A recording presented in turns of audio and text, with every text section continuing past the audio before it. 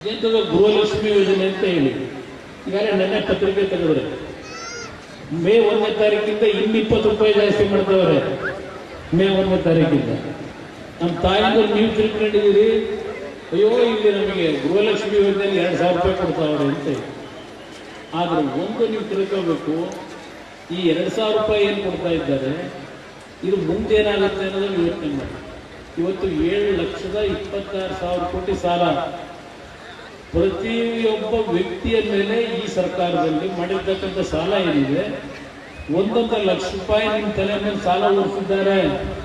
ನೀವು 2,000 ರೂಪಾಯಿ ಕೊಡ್ತಾವ್ರೆ ಅಂತ ಆನಂದ ಪಟ್ಟರೆ ನಿಮ್ಮ ಮುಂದಿನ ಪೀಳಿಗೆ ಇದೆಯಲ್ಲ, ನಿಮ್ಮ ಮಕ್ಕಳ ಪರಿಸ್ಥಿತಿ ಏನಾಗ್ತಿದೆ ಅನ್ನೋದು ಯೋಚನೆ ಮಾಡಿ. ಈಗೇನೋ ಕೊಡ್ತಾರೆ, ಇದು ಕೊಡೋದನ್ನು ಅವರೇನು ಶ್ರಮ ವಹಿಸ್ಕೊಡ್ತಾ ಇಲ್ಲ. ವಿದ್ಯುತ್ ಶಕ್ತಿ ಒಂದು ಯೂನಿಟ್ಗೆ 50 ರೂಪಾಯಿ 50 ಪೈಸೆ ಜಾಸ್ತಿ ಮಾಡಿದ್ರೆ ಕಳೆದ ವಾರ.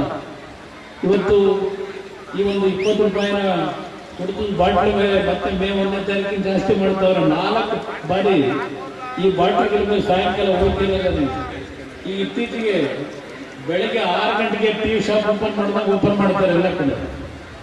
ಇದು ಇಂಥ ಒಂದು ಪರಿಸ್ಥಿತಿನ ಈಗ ಚರ್ಚೆ ಮಾಡಲ್ಲ. ಈಗ ಅಲ್ಲಿ ಬೇರೆ ಹೋಗ್ಬೇಕಾಗಿದೆ.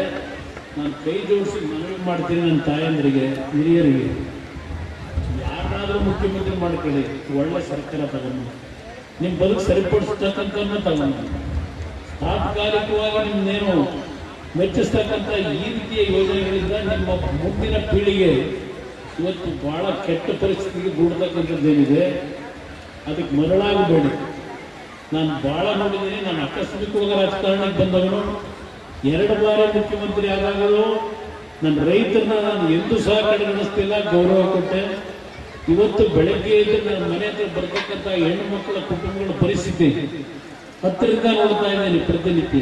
ಅದು ಉದಾಹರಣೆಗಳು ಕೊಡ್ತಾ ಹೋದರೆ ಲಕ್ಷಾಂತರ ಉದಾಹರಣೆ ಕೊಡ್ಬೋದು. ನಾನೊಂದು ಮಾತು ಹೇಳಿದೆ, ಅಲ್ಲಿರ್ತಕ್ಕಂಥ ಕಲ್ಲಿನ ದೇವರನ್ನ ನಾನು